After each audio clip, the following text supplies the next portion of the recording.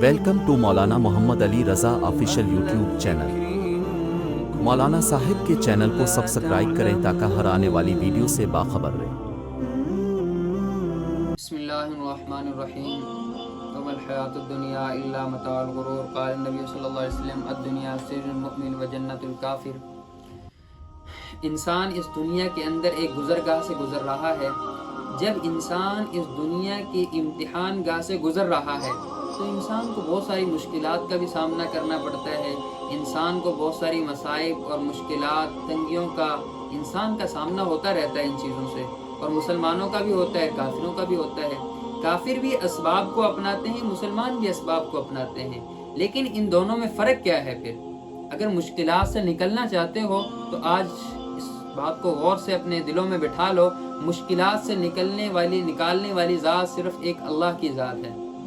ہم کیا کرتے ہیں؟ ہم جب بھی مشکل کے اندر ہم پھنستے ہیں، ہم سمجھتے ہیں کہ اور اس گزرگاہ سے انسان گزر رہا ہے، اور اس گزرگاہ سے گزرتے ہوئے انسان ہزاروں مشکلات، ہزاروں پریشانیاں، ہزاروں مصائب کا آمنا سامنا ہوتا ہے انسان کا۔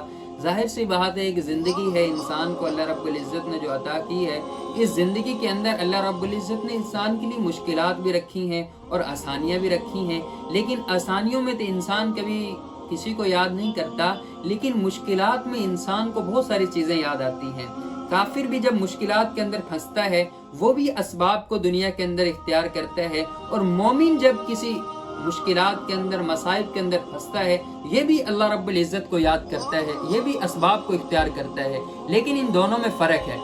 فرق میں آپ کو بتاتا ہوں۔ فرمایا مشکلات سے نکلنا چاہتے ہو، فرمایا ہر دنیا کے اندر جتنے بھی لوگ ہیں، فرمایا وہ مشکلات اور تنگیوں اور پریشانیوں کے اندر ہوتے ہیں، اور وہ حل کس کے ساتھ نکالتے ہیں؟ اسباب کے ساتھ نکالتے ہیں۔ حالانکہ اسباب کے ساتھ انسان کا اسباب کو اختیار کرنا چاہیے، شریعت بھی کہتی ہے کہ اسباب کو اختیار کرنا چاہیے، لیکن اسباب ہی انسان کو اس مشکلات اور تنگیوں سے نہیں نکالتے، بلکہ انسان کو مشکلات اور تنگیوں اور مصائب سے نکالنے والی ذات ایک اللہ کی ذات ہے۔ لیکن ہم میں اور کافروں میں فرق کیا ہے؟ کافر اسباب اختیار کرتا ہے یقین کے درجے میں، کافر اسباب اختیار کرتا ہے یقین کے درجے میں، کہ جو بھی کچھ ہے، اگر اس کو کوئی مشکل ہوئی تو وہ کہتا ہے کہ اگر مثال کے طور پہ وہ اگر بیمار ہوا تو وہ کہتا ہے کہ یہ بیماری اگر ختم ہوگی تو فرمایا دوائی کے ذریعے ہوگی، وہ دوائی کو یقین کے درجے میں رکھتا ہے۔ لیکن مسلمان کیا ہے؟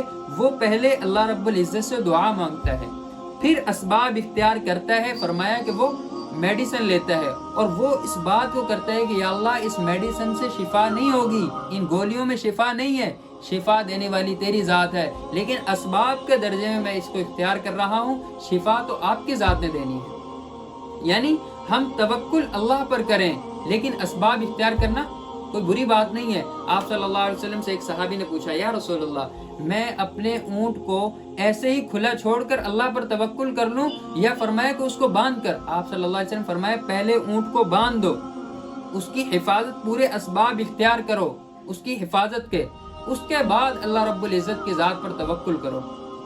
ہم کیا کرتے ہیں؟ ہم اسباب اختیار کرتے ہیں۔ جب بھی انسان پانی پیتا ہے، ہمیشہ ذہن میں اس بات کو رکھے کہ وہ پانی تو پی رہا ہے، لیکن وہ پانی سے پیاس نہیں بجھے گی اس کی، فرمایا پیاس بجھانے والی ذات اللہ کی ہے، ورنہ انسان ایک گلاس پانی سے کیسے انسان کی پیاس بجھ سکتی ہے؟ کل قیامت کے دن آپ صلی اللہ علیہ وسلم فرمایا کہ انسان کو اتنی پیاس لگے گی، فرمایا کہ وہ اگر 7 سمندروں کا پانی بھی پی لے تو پھر بھی اس کی پیاس نہیں بجھے گی، تو وہ پانی کہاں پر جائے گا؟ یعنی پیاس بجھانے والی ذات اللہ کی ہے۔ مشکلات میں ہم غیر اللہ کو نہ پکاریں، غیر اسباب کو اختیار نہ کریں، اسباب کو اختیار کریں، لیکن یقین اللہ کی ذات کے اوپر رکھیں۔ یعنی آپ صلی اللہ علیہ وسلم کو جب بھی کوئی مشکل پیش آتی، آپ صلی اللہ علیہ وسلم نے بڑی مشکلات کے اندر، بڑی تنگیوں کے اندر اپنی زندگی گزاری ہے۔ آپ صلی اللہ علیہ وسلم فرماتے ہیں مجھے جب بھی مشکلات پیش آتی، میں اللہ رب العزت کے ہاں 2 رکعت نفل ادا کرتا، اور اللہ رب العزت سے اس مشکل کے بارے میں، آسانی کے بارے میں دعا مانگتا، اللہ رب العزت مجھے اس مشکل سے نجات دے دیتے۔ یعنی آپ صلی اللہ علیہ وسلم جب بھی کوئی مشکلات پیش آتی تو فرمائے اللہ کی طرف رجوع کرتے۔ آج بھی اگر اپنی مشکلات کو آسان کرنا چاہتے ہو، اپنی مشکلات سے نکلنا چاہتے ہو، ان کا حل اسباب کے اندر نہیں ہے، ان کا حل اللہ کے سامنے جھکنے کے اندر ہے۔ اللہ کے سامنے جھک جاؤ گے، فرمایا کہ وہ مشکلات ختم ہو جائیں گی، وہ پریشانیاں ختم ہو جائیں گی۔ فرمایا آج بھی اگر تم حل چاہتے ہو مشکلات کا، فرمایا قرآن کی تلاوت کرنا شروع کر دو، قرآن کے اندر تمام مشکلات کا حل ہے۔ اللہ رب العزت سے باتیں کرو۔ قرآن کریم جب انسان پڑھتا ہے تو بظاہر تو قرآن کریم پڑھ رہا ہے، لیکن دراصل یہ اللہ رب العزت سے گفتگو کر رہا ہے۔ فرمایا کہ جب بھی قرآن پڑھو، فرمایا مشکلات پیش آئیں، فرمایا قرآن کی تلاوت کرو۔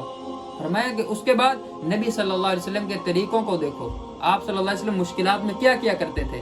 آپ صلی اللہ علیہ وسلم جب بھی مشکل آتی، آپ صلی اللہ علیہ وسلم اللہ کے گھر کی طرف رخ کر لیا کرتے تھے، اللہ رب العزت کی مسجد کی طرف رخ کر لیا کرتے تھے، اور پھر اللہ رب العزت سے گن گنا کر مانگا کرتے تھے، گڑ گڑا کر کہ یا اللہ مجھے معاف فرما دے، یا اللہ میری اس مشکل کو آسان کر دے۔ اللہ رب العزت اس مشکل کو آسان کر دیتے تھے۔ آج ہم نے کیا ہے، ہم اسباب اختیار کرتے ہیں، اور اللہ مسجد میں گئے ہمیں کتنے دن گزر چکے ہوتے ہیں، ہم اللہ کے سامنے اپنی مشکلات کا حل ہی نہیں چاہتے۔ اللہ رب العزت حدیث مبارکہ حدیث قدسی آپ صلی اللہ علیہ وسلم فرمایا، اللہ رب العزت فجر تہجد کے وقت آسمان دنیا پر آتے ہیں اور ندا لگاتے ہیں، ہے کوئی مانگنے والا تو ہم اس کو عطا کریں، ہے کوئی اپنی مشکلات کا حل نکلوانے والا تو ہم اس کی مشکلات کو حل کر دیں، ہے کوئی ہم سے مانگنے والا ہم اس کو عطا کریں، ہے کوئی مغفرت کروانے والا ہم اس کی مغفرت کر دیں۔ اللہ رب العزت کے حبیب صلی اللہ علیہ وسلم کی حدیث مبارکہ فرمائے، انسان کو اللہ رب العزت تو چاہتے ہیں کہ انسان میرے در پر آئے، میرے اوپر یقین کرے، مجھ سے مانگے، میں انسان کو رد نہیں کرتا۔ ہمیشہ دعائیں، فرمایا کہ کبھی بھی دعائیں مردود نہیں ہوتی، یا تو دعائیں مقبول ہوتی ہیں یا محفوظ ہوتی ہیں۔ کبھی انسان کے لیے مصلحت اللہ رب العزت اس کے اندر چاہتے ہیں کہ انسان کی اس دعا کے بدلے انسان کو یہ کچھ دے دیا جائے، انسان کی دعا کو قبول کبھی بھی مردود نہیں کیا جاتا انسان کی دعا کو۔ آج بھی اگر اپنی مشکلات سے نکلنا چاہتے ہو، اللہ کے گھر کی طرف رخ کرنا پڑے گا، اللہ کے حضور صلی اللہ علیہ وسلم کی طریقوں کے مطابق اپنی زندگیوں کو لانا ہوگا۔ اگر ہم اپنی زندگیوں کے اندر سکون چاہتے ہیں، اپنی مشکلات کو حل کرنا چاہتے ہیں، تو قرآن کی تلاوت کرنی پڑے گی، قرآن پر عمل کرنا پڑے گا، قرآن کے ترجمے کو سیکھنا پڑے گا، اس پر عمل کرنا پڑے گا، ورنہ ہم ان مشکلات کے اندر گھرے رہیں گے۔